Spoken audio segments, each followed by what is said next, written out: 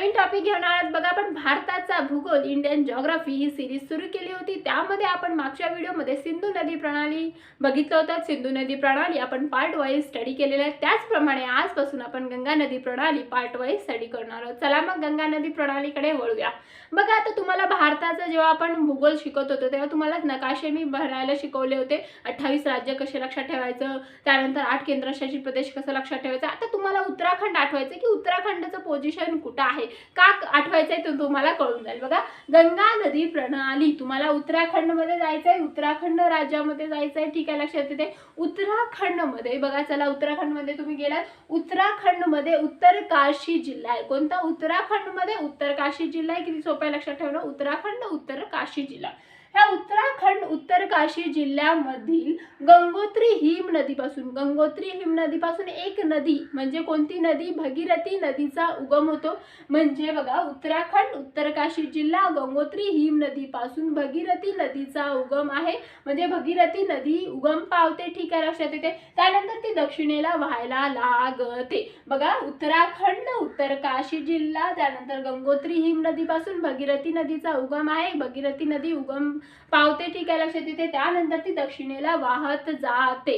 ठीक आहे, लक्षात येते. दक्षिणेला वाहत जाते. ठीक आहे, लक्षात येते. इथपर्यंत तुम्हाला कळालं. त्यानंतर बघा, उत्तराखंडमध्येच कोणतं ग्लेशियर आहे? बघा, संतोपंत ग्लेशियर आहे. उत्तराखंडमध्ये संतोपंत हिम नदी आहे. त्या हिम नदीपासून बघा, जसं तुम्ही बघितलं असेल, भगीरथी उत्तराखंड उत्तरकाशी जिल्हा, त्यानंतर कोणतं? गंगोत्री हिम नदीपासून भगीरथीचा उगम होतो.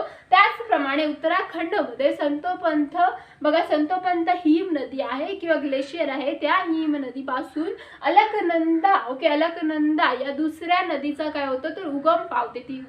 उगम स्थान आहे. ठीक आहे, लक्षात येते. म्हणजे उत्तराखंडमध्येच 2 नद्यांचं तुम्हाला उगम स्थान लक्षात ठेवायचं आहे. उत्तराखंड उत्तरकाशी जिल्हा, त्यामध्ये काय आहे तर गंगोत्री हिम नदीपासून भगीरथी नदीचा उगम होतो. आणि भगीरथी नदी बघा दक्षिणेला वाहत चाललेली आहे. आणि इकडून तुम्हाला लक्षात ठेवायचं आहे की बघा, इथं उत्तराखंडमध्ये सतोपंथ काय आहे तर ग्लेशियर आहे, हिम नदी आहे. त्यापासून अलकनंदा या नदीचं काय होतं तर उगम आहे किंवा काय उगम पावते ती तिथून, आणि ती पण दक्षिणेला वाहत चाललेली आहे. म्हणजे तुम्ही बघितलं असेल, उत्तराखंड उत्तरकाशी गंगोत्री हिम नदी, त्यापासून भगीरथी नदी दक्षिणेला वाहत चाललेली आहे, उगम पावून दक्षिणेला वाहत चालली. आणि इकडे बघा, उत्तराखंड सतोपंथ हिम नदीपासून अलकनंदा नदी पण सुद्धा उगम पावते आणि ती पण दक्षिणेला वाहत चाललेली आहे. आता ही भगीरथी नदी आणि अलकनंदा नदी या दोघांचा एकत्र संगम देवप्रयाग या ठिकाणी होतो. कुठे? देवप्रयाग या ठिकाणी होतो. हे देवप्रयाग कुठे आहे? उत्तराखंड मध्येच काय आहे तर देवप्रयाग आहे. ओके, म्हणजे ही भगीरथी नदी सुद्धा दक्षिणेला वाहत चालली होती आणि बघा, ही अलकनंदा नदी सुद्धा दक्षिणेला वाहत चालली होती. दोघांचंही उगम स्थान उत्तराखंडमध्ये आहे. भगीरथी नदीचं बघा उगम स्थान आहे ते गंगोत्री हिम नदीपासून आहे. अलकनंदा नदीचं उगम स्थान आहे ते सतोपंत हिम नदीपासून आहे. आणि दोघेही दक्षिण वाहिनी आहेत. म्हणजे भगीरथी सुद्धा दक्षिण वाहिनी आहे आणि उत्तराखंड मधली सतोपंत हिम नदीपासून अलकनंदा ज्या नदीचं उगम स्थान आहे ते बघा, म्हणजे अलकनंदा उगम पावते, ती सुद्धा काय दक्षिण वाहिनी आहे. आणि भगीरथी वाहते दक्षिणेला, अलकनंदा पण वाहते दक्षिणेला. या दोघांचा संगम बघा उत्तराखंड मध्येच होतो. दोघांचा बघा उत्तराखंड मध्ये देवप्रयाग या ठिकाणी काय होतं तर बघा संगम आहे, एकत्र मिळतात. आता तुम्हाला कळत असेल की गंगा नदी प्रणाली चालू आहे. या भगीरथी कोण आहेत आणि अलकनंदा नदी कुठून आली, भगीरथी नदी कुठून आली, अलकनंदा नदी कुठून आली, तर तुम्हाला कळेल. बघा, तुम्हाला एवढंच लक्षात ठेवायचं, उत्तराखंड उत्तरकाशी गंगोत्री हिम नदीपासून म्हणजे भगीरथी नदीचा उगम आहे आणि उत्तराखंड सतोपंत हिम नदीपासून काय कोणाचा? अलकनंदा नदीचा उगम आहे. दोघीही दक्षिण वाहिनी आहे, दोघीही वाहत असतात. आणि देवप्रयाग या ठिकाणी दोघींचं काय होतं तर संगम होतो. भगीरथी आणि अलकनंदा या नद्यांचा संगम कोणत्या ठिकाणी होतो? देवप्रयाग या ठिकाणी होतो. आणि देवप्रयाग हे कुठे आहे तर कोणत्या राज्यामध्ये आहे तर उत्तराखंड राज्यामध्ये आहे. आता त्यानंतर स्टोरी बघा, ह्या एकत्र संगम झाल्यानंतर म्हणजे भगीरथी आणि अलकनंदा एकत्र आल्यानंतर पुढे व्हायला लागतात. मग पुढे व्हायला लागल्यानंतर मग ह्या दोघांपैकी कोणाला म्हणजे ह्या नदीला कोणतं नाव द्यायचं? मग तुम्हाला लक्षात येतं की देवप्रयाग यानंतर मिळाल्यानंतर म्हणजे भगीरथी आणि अलकनंदा यांचा संगम झाल्यानंतर ह्या नदीला गंगा या नावाने ओळखलं जातं. म्हणजे तुम्हाला कळालं की आपण गंगा नदी प्रणालीमध्ये भगीरथी आणि अलकनंदा का पाहत आहोत. म्हणजे भगीरथी आणि अलकनंदा यांच्या संगमानंतर काय होतंय तर गंगा नदीला स्वतःचं नाव प्राप्त होतं. गंगा नदी प्रणाली म्हणजे आता तुम्हाला कळाले की भगीरथी आणि अलकनंदा. म्हणजे तुम्हाला जर क्वेश्चन विचारलं की गंगा नदी ही कोणत्या दोन नदींच्या संगमानंतर तयार होते किंवा कोणत्या दोन नदीच्या संगमामुळे तयार झालेली आहे तर भगीरथी आणि अलकनंदा या दोन नदीच्या संगमानंतर ती तयार झालेली आहे. म्हणजे भगीरथी आणि अलकनंदा देवप्रयाग या ठिकाणी एकत्र येतात. त्यानंतर त्या नदीला नाव काय पडतं तर गंगा नदी म्हणजेच गंगा नाव पडतं. आता ही गंगा आहे ती पूर्व साईडला वाहत जाते. ठीक आहे, लक्षात येते. यानंतर देवप्रयाग या ठिकाणी भेटल्यानंतर गंगा नदी पूर्वेला वाहत वाहत वाहत जाते आणि शेवटी बंगालच्या उपसागरमध्ये जाऊन मिळते. तुम्हाला माहिती आहे की इंडियाचा मॅप आहे, एका साईडला पूर्व साईडला बंगालचा उपसागर आहे, नंतर त्या खाली काय इकडं पश्चिमेला अरबी समुद्र आहे. ज्या नद्या बघा पश्चिमेला वाहत जाऊन अरबी समुद्रात जाऊन मिळतात त्यांना काय म्हटलं जातं पश्चिम वाहिनी. ज्या नद्या पूर्वेला वाहत जाऊन बंगालच्या उपसागरमध्ये जाऊन मिळतात त्यांना काय म्हटलं जातं पूर्व वाहिनी म्हटलं जातं. मग ही गंगा आहे ती देवप्रयागला ज्या ठिकाणी भगीरथी आणि अलकनंदा या म्हणजे एकत्र येतात देवप्रयाग या ठिकाणी तिथे तिथपासून ती गंगा या नावाने ओळखली जाते. मग ती त्यानंतर पूर्व वाहिनी म्हणजे पूर्व साईडनी वाहत वाहत जाऊन काय होते तर बंगालच्या उपसागरला जाऊन मिळते. म्हणजे पहिलं कन्सेप्ट काय लक्षात आलं की गंगा ही कोणत्या दोन नदींच्या संगमाने आलेली आहे एकत्र म्हणजे मिळालेली आहे आपल्याला तर भगीरथी आणि अलकनंदा या दोन नदींच्या एकत्र संगमानंतर काय मिळालेलं आहे तर गंगा नदी हे तिला नाव मिळालेलं आहे. त्यानंतर गंगा नदी ही पूर्व वाहिनी आहे, ती गंगा नदी बंगालच्या उपसागरमध्ये जाऊन मिळते. आता तुम्हाला माहिती आहे की गंगा नदीला वरून येणार काही नद्या वरून येऊन मिळणार, काही नद्या खाली जाऊन खाली येऊन मिळणार. मग उजवीकडची कोणती डावीकडची नद्या कोणती तुम्हाला माहिती आहे. मी ऑलरेडी महाराष्ट्र भूगोलच्या कन्सेप्टमध्ये शिकवलेलं आहे. महाराष्ट्र भूगोलमध्ये उजवीकडची बाजू डावीकडची बाजू मी शिकवलेलं आहे. मग तुम्हाला बघा ही गंगा आहे समजा, ठीक आहे, लक्षात येते. आणि पूर्व साईडला वाहत जात आहे बरोबर आहे. ज्या साईडला ती वाहते ज्या दिशेने वाहते त्या साईडला तुम्हाला असा हात ठेवायचा आहे. म्हणजे उगम स्थान जिथून आहे तसा हात ठेवायचे, असे दोन तुमचे हात ठेवायचे. बघा हा मी हात लिहत आहे, तुमचा पण तसंच असणार आहे. हा मी हात लिहत आहे म्हणजे ही कोणती आहे तर उजवीकडची. म्हणजे खालून जेवढ्या काही नद्या येऊन मिळणार आहेत त्या उजवीकडच्या नद्या आहेत आणि वरून जेवढ्या काही नद्या येऊन मिळणार आहेत तिला ती काय तर डावीकडच्या नद्या आहेत. म्हणजे गंगा नदीला वरून ज्या कोणत्या नद्या येऊन मिळणार आहेत त्या डावीकडच्या नद्या आहेत तिच्या आणि खालून जेवढ्या काही येऊन मिळणार आहे त्या काय तिच्या उजवीकडच्या नद्या आहेत.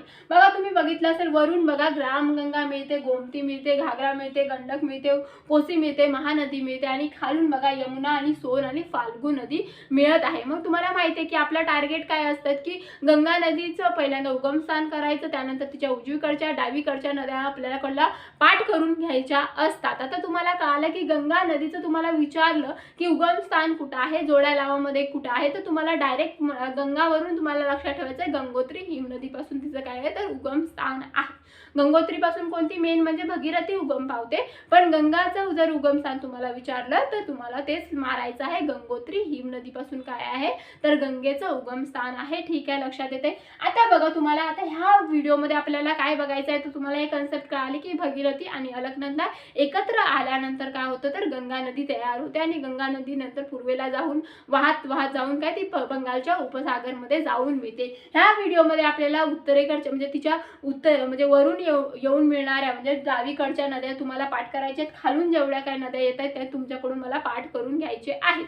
आता त्याआधी बघा हे देवप्रयाग तुम्हाला दिसतंय. देवप्रयाग या ठिकाणी काय झालेलं आहे तर हे बघा अलकनंदा आणि भगीरथी ह्या दोन नद्या एकत्र आलेल्या आहेत. ह्याच ठिकाणी ह्याच पोर्शनमध्ये बघा उत्तराखंडमध्ये 5 प्रयाग तयार झालेले आहेत. मग तुम्हाला सिक्वेन्समध्ये येऊ शकतं किंवा तुम्हाला 5 प्रयाग देऊ शकतात.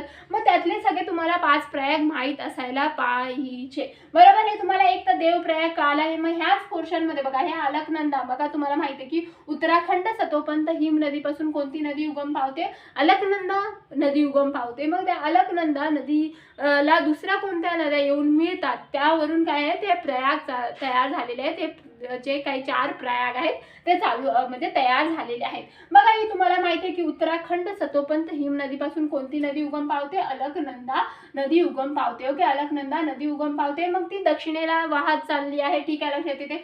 त्यानंतर बघा तुम्हाला माहिती आहे दक्षिण वाहिनी आहे, बरोबर आहे. मग मला असं बघावं लागेल दक्षिण वाहिनी, त्यापेक्षा तुम्ही असं बघायचं आणि उलटं करून टाकायचं. म्हणजे ही कोणती बाजू झाली? तिची डावीकडची बाजू झाली. म्हणजे हे काय, ती इकडून जेवढ्या काही मिळणार आहे ते तिच्या डाव्याकडच्या नद्या आहेत आणि इकडून जेवढ्या काही मिळणार आहे तिच्या उजवीकडच्या नद्या आहेत, बरोबर आहे. मग उत्तराखंड सतोपंत हिम नदीपासून अलकनंदा नदीचा उगम पावते. त्यानंतर ती वाहत आहे आणि त्यानंतर बघा तिला डाव्याकडून एक नदी येऊन मिळते. कोणती?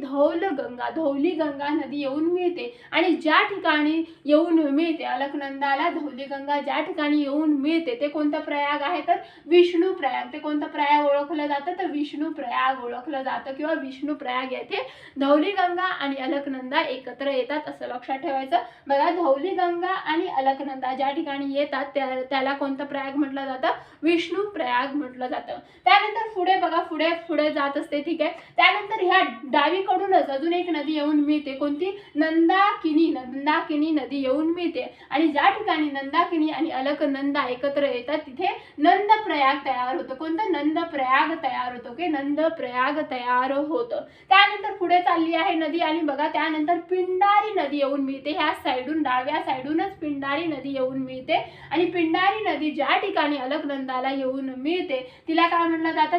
त्या ठिकाणाला कर्णप्रयाग किंवा त्या ठिकाणी कर्णप्रयाग तयार झालेला आहे. कोणता? कर्णप्रयाग तयार झालेला आहे. त्यानंतर नदी वाहत आहे. ठीक आहे, लक्षात येते. त्यानंतर बघा उजवीकडून एकच नदी येत आहे. तिच्या उजवीकडून एकच नदी आलेली आहे. कोणती? मंदाकिनी. आणि मंदाकिनी आणि अलकनंदा ज्या ठिकाणी एकत्र येतात त्याला काय म्हटलं जातं? तर रुद्रप्रयाग म्हटलं जातं. 5 प्रयाग तयार झाले ना. बघा पहिल्यांदा विष्णू प्रयाग, त्यानंतर बघा नंद प्रयाग, त्यानंतर कर्णप्रयाग आणि त्यानंतर रुद्रप्रयाग आणि देवप्रयाग. असे 5 प्रयाग कुठे तयार झालेले आहेत? तर उत्तराखंड मध्ये तयार झालेले आहेत. बघा विष्णू प्रयाग, धौली गंगा आणि बघा अलकनंदा एकत्र येतात तेव्हा विष्णू प्रयाग. त्यानंतर नंदाकिनी आणि बघा अलकनंदा एकत्र येतात तिथे नंद प्रयाग. नंतर पिंडारी आणि अलकनंदा एकत्र येतात तिथे कर्णप्रयाग. आणि मंदाकिनी आणि अलकनंदा एकत्र येतात तिथे काय? तर रुद्रप्रयाग. आणि अलकनंदा आणि भगीरथी जिथे एकत्र येतात त्याला काय म्हटलं जातं? तर देवप्रयाग म्हटलं जातं. अशा प्रकारचे 5 प्रयाग तयार झालेले आहेत. आता तुम्हाला विचारू शकतात, सिक्वेन्स विचारू शकतात उत्तरेकडून काय दक्षिणेकडे हा जो काही सिक्वेन्स आहे प्रयागचा ते पण विचारू शकतात. मग पहिल्यांदा विष्णू प्रयाग आहे, नंतर नंद प्रयाग आहे, कर्णप्रयाग आहे, रुद्रप्रयाग आहे आणि नंतर देवप्रयाग आहे उत्तरेकडून दक्षिणेकडे. मग त्यासाठी एक ट्रिक लक्षात ठेवायचं, वन कर दे. ओके, वन कर दे. आता तुम्हाला माहिती आहे की टॅक्स भरावा लागतो आपल्याला, पाणी टॅक्स वगैरे सगळं टॅक्स भरावा लागतो असं लक्षात ठेवा. आपल्याला स्टोरी लक्षात ठेवायची. आपल्याला मोस्टली इन्कम टॅक्स वगैरे असतो, बरोबर आहे, किंवा आपल्याला सेल्स टॅक्स वगैरे भरावा लागतो, बरोबर आहे. तसंच एक वन कर आहे म्हणजे वन टॅक्स आहे किंवा काय म्हणतात ते वन कर आहे असं लक्षात ठेवा. आणि तुम्हाला कोणीतरी तुमच्याकडून वन कर मागते म्हणजे ते काय कसं मागणार? ते म्हणणार की वन कर दे. ओके, वन कर दे, वन कर दे. मग व वरून तुम्हाला लक्षात येऊन जाईल. व वरून विष्णू प्रयाग पहिल्यांदा आहे, त्यानंतर न वरून नंद प्रयाग आहे, नंतर क वरून कर्णप्रयाग आहे, र वरून रुद्रप्रयाग आहे आणि देव वरून काय? देवप्रयाग आहे. बघा विष्णू प्रयागच्या ठिकाणी धौली गंगा येऊन मिळते. नंदाकिनी आणि नंद प्रयाग किती सोपं आहे लक्षात ठेवायला. ज्या ठिकाणी नंदाकिनी येऊन मिळते तिथे नंद प्रयाग तयार होतो. त्यानंतर धौली गंगा जिथे येऊन मिळते तिथे विष्णू प्रयाग, त्यानंतर पिंडारी जिथे येऊन मिळते तिथे कर्णप्रयाग, मंदाकिनी जिथे येऊन मिळते तिथे रुद्रप्रयाग आणि भगीरथी ज्या ठिकाणी येऊन मिळते तिथे देवप्रयाग. म्हणजे वन कर दे यावरून तुम्ही विष्णू प्रयाग, नंद प्रयाग, त्यानंतर कर्णप्रयाग, त्यानंतर रुद्रप्रयाग आणि देवप्रयाग लक्षात ठेवू शकता. म्हणजे आतापर्यंतचं पुन्हा मी रिव्हिजन करते. बघा उत्तराखंड, उत्तरकाशी, गंगोत्री हिम नदीपासून एक नदीचा म्हणजेच भगीरथी नदीचा उगम आहे आणि भगीरथी नदी नंतर काय दक्षिणेला वाहत चाललेली आहे. ठीक आहे, लक्षात येते.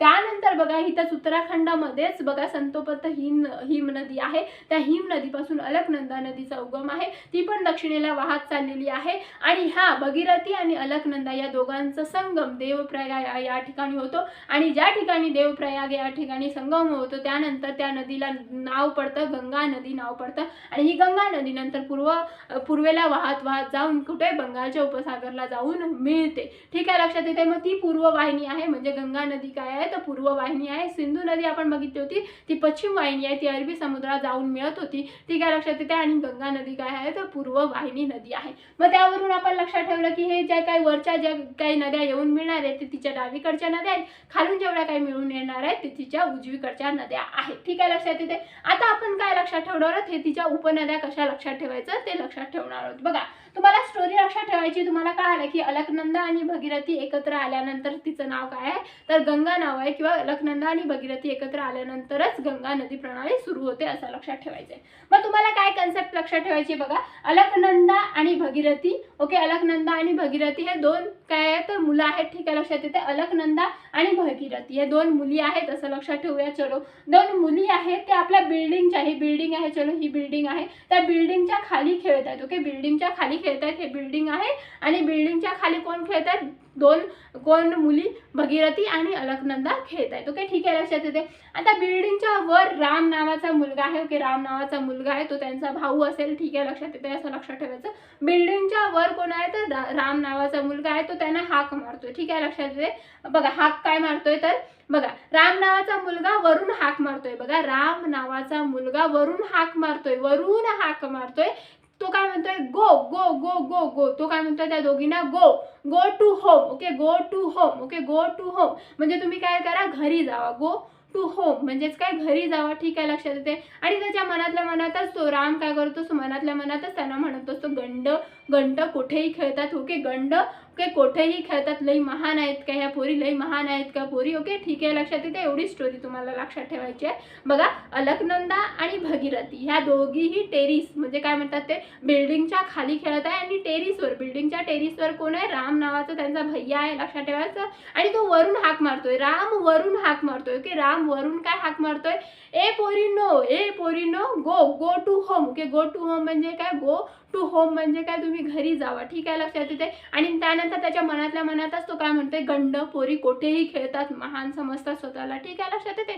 तेवढी स्टोरी लक्षात ठेवायची. आणि त्यावरून तुम्ही उत्तरेकडच्या म्हणजे वरून येऊन मिळणाऱ्या नद्या आहेत आणि काय खालून जेवढ्या काही नद्या आहेत ते तुम्ही पाठ करणार आहात. बघा, तुम्हाला कसं लक्षात ठेवायचं आहे. आता तुम्हाला कळालं की अलकनंदा आणि भगीरथीची स्टोरी आहे. ठीक आहे, लक्षात येते. म्हणजे गंगा नदीची स्टोरी आहे. अलकनंदा आणि भगीरथी एकत्र आल्यानंतरच गंगा नदी तयार होते. मग ह्या अलकनंदा आणि भगीरथी खेळत आहेत, यावरून तुम्हाला लक्षात ठेवायचे की अलकनंदा आणि भगीरथी या दोन्ही एकत्र आल्यानंतर गंगा नदी तयार होते. बस त्याची म्हणजे ही गंगा नदीची ट्रिक आहे. आता त्यावरून हे बघा त्यानंतर काय लक्षात ठेवायचंय की राम नावाचा त्यांचा भैया आहे किंवा भाऊ आहे, तो काय करतोय, वरून त्यांना हाक मारतोय, बिल्डिंगच्या वरून. म्हणजे तुम्हाला एवढं लक्षात ठेवायचं ही गंगा नदी आहे आणि राम नावाचा मुलगा वरून हाक मारतोय. म्हणजे ह्या गंगा नदीला वरून येणाऱ्या ज्या काही नद्या आहेत त्याच्या ट्रिक बनवलेल्या आहेत आपण. बघा, राम नावाचा जो काही मुलगा आहे तो टेरिसवर आहे. ठीक आहे, लक्षात येते. किंवा त्यांचा भैया आहे तो टेरिसवर आहे, तो वरून त्यांना हाक मारतोय. म्हणजे राम गंगा ही वरून येणारी नदी आहे. राम वरून तुम्ही काय लक्षात ठेवणार आहात तर राम गंगा काय आहे तर गंगेला बघा वरून येऊन मिळते, म्हणजे वरून येणाऱ्या नद्या आहेत. बघा, ह्या यमुना, सोन आणि फाल्गुन हे खालून येऊन मिळतात तिला. पण राम, गंगा, गोमती, घागरा, गंडक, कोसी, महानंदा हे काय तर वरून येऊन मिळणाऱ्या नद्या आहेत. म्हणून आपण वरून येऊन मिळणाऱ्या नद्यांची ट्रिक बनवलेली आहे की भगीरथी आणि अलकनंदा या दोघी खेळतायत, भगीरथी अलकनंदा खेळतायत म्हणजेच काय गंगा नदीची ट्रिक आहे. कारण ह्या दोघी एकत्र आल्यावर गंगा नदी बनते. ठीक आहे, त्यानंतर स्टोरीचा पुढचा पार्ट काय की राम वरून हाक मारतो. म्हणजे वरून जेवढ्या काही मिळणार आहेत ना नद्या त्यांची आपण ट्रिक बनवलेली आहे. वरून हाक मारतोय म्हणजे राम वरून हाक मारतोय. यावरून वरून तुम्हाला लक्षात ठेवायचे की हे वरच्या नद्यांची ट्रिक आहे. मग राम हाक मारतोय यावरून काय लक्षात ठेवायचं, राम गंगा. आणि राम हाक मारून काय म्हणतोय, ए पोरीनो गो टू होम. गो वरून तुम्हाला लक्षात ठेवायचंय गोमती. ओके, लक्षात ठेवायचं. आणि होमला काय म्हटलं जातं तर घर. मग घर वरून तुम्ही घागरा लक्षात ठेवू शकता, गो टू होम. आणि स्वतःच्या मनातच काय तो म्हणतोय कोण, बघा तो काय म्हणतोय स्वतःच्या मनातच काय म्हणतोय, गंड पोरी कोठेही खेळतात. गंड वरून गंडक लक्षात ठेवायचं, कोठेही खेळतात वरून कोसी लक्षात ठेवायचं, लई महान समजतात यावरून महानंदा नदी लक्षात ठेवायचं. म्हणजे तुम्ही जे काही वरून येऊन मिळतात ना गंगा नदीला, वरून जे काही नद्या येऊन मिळतात ते तुम्ही एका स्टोरीवरून पाठ केलेला आहे. म्हणजे अलकनंदा, भगीरथी वरती खेळत आहे, त्यांचा भैया वर आहे टेरेसवर आणि तो वरून हाक मारतोय. म्हणजे ही काय जी काही स्टोरी आहे ती वरून जेवढ्या काही नद्या येऊन मिळतात त्याची आहे. मग राम हाक मारतोय यावरून रामगंगा, तो म्हणतोय गो टू होम, गो वरून गोमती, होम वरून म्हणजेच घर म्हणजेच घागरा, आणि तो मनातल्या म्हणतोय, मनातल्या मनात काय म्हणतोय, गंड पोरी, गंड पोरीवरून गंडक, आणि कोठेही खेळतात यावरून कोसी, लई महान समजतात म्हणून महानंदा. म्हणजे वरून जेवढ्या काही तुम्हाला नद्या येऊन मिळत होत्या, म्हणजे गंगेला वरून जेवढ्या काही नद्या येऊन मिळत होत्या तुम्ही पाठ केलेल्या एका स्टोरीवरून, रामगंगा, गोमती, घागरा, गंडक, कोसी, महानंदा, तुम्ही सिक्वेन्स पण पाठ केला. कारण राम हाक मारतोय पहिल्यांदा म्हणून रामगंगा, तो काय म्हणतोय गो टू होम म्हणून गोमती, होमला काय म्हणतात घर, आणि काय म्हणतोय गंड पोरी कोठेही खेळतात महान समजतात. That's it. लक्षात आलं. वरून येऊन मिळणाऱ्या म्हणजेच काय, ही पूर्ववाहिनी आहे असं लक्षात ठेवायचं. जिथे उगम स्थान आहे किंवा ज्या साईडनी ती वाहते त्या साईडनी असं तुम्हाला 2 हात ठेवायचे आहेत, आणि हा हात कोणता आहे तर उजवा आणि हा हात कोणता आहे डावा. तर वरून जेवढ्या काही नद्या येऊन मिळणार आहे तर तिच्या डाव्याकडच्या नद्या आहेत. म्हणजे तुम्ही आता डाव्याकडच्या नद्या पाठ केलेल्या आहेत. आता त्यानंतर ह्या खालच्या नद्या म्हणजेच काय, तर उजवीकडच्या नद्या तुम्हाला माहिती आहे. उजवीकडच्या नद्या म्हणजे लक्षात ठेवणं खूप सोपं आहे, कारण 3च तुम्हाला मेन नद्या लक्षात ठेवायच्या, यमुना, सोन आणि फाल्गू. यमुना, सोन, फाल्गू. जरी तुम्ही 3-4 वेळा बोललात ना तरी तुम्हाला लक्षात येऊन जाईल यमुना, सोन, फाल्गू. तसं पण गंगा, यमुना बघा तुम्हाला भरपूर वेळा म्हटलं जातं, गंगा, यमुना, सरस्वती बघा. मग त्यावरून तुम्ही लक्षात ठेवायचं की गंगा, यमुना, यमुना खालून बिचारी येऊन मिळते. जरी गंगा आणि यमुना एकत्र नाव घेतलं जातं तरी बिचारी खालून येऊन मिळते. ठीक आहे, लक्षात येते, खालून येते. ठीक आहे, लक्षात येते. म्हणून यमुना, त्यानंतर सोन आणि फाल्गू लक्षात ठेवायचं. या प्रकारे तुम्ही गंगा नदीच्या उजवीकडच्या डावीकडच्या सगळ्या नद्या लक्षात ठेवलेल्या आहात. आणि हे आपण फक्त ओव्हरऑल स्टडी करतोय, फक्त ओव्हरऑल म्हणजे वरवरचा अभ्यास करतोय. आता तुम्हाला काय करावं लागेल, गंगा नदीचं इन डिटेल माहिती बघावी लागेल. मग रामगंगाची माहिती, गोमतीची माहिती, घागराची माहिती, गंडकची माहिती, कोसीची, महानंदाची, यमुनाची माहिती, सोनची माहिती, फाल्गूची माहिती, अशा प्रकारे सगळ्या नदीची तुम्ही जेव्हा माहिती घ्याल तेव्हा तुमचं हे गंगा नदी प्रणाली काय होणार आहे तर संपणार आहे. आज आपण ओव्हरऑल फक्त लक्षात ठेवलं. ठीक आहे, लक्षात येते. त्यानंतर आपण स्टेप वाईज काय करणार आहोत तर आपण एक एक नद्यांचं कन्सेप्ट वाईज बघणार आहोत, एक एक नद्यांचं इन डिटेल स्टडी करणार आहोत.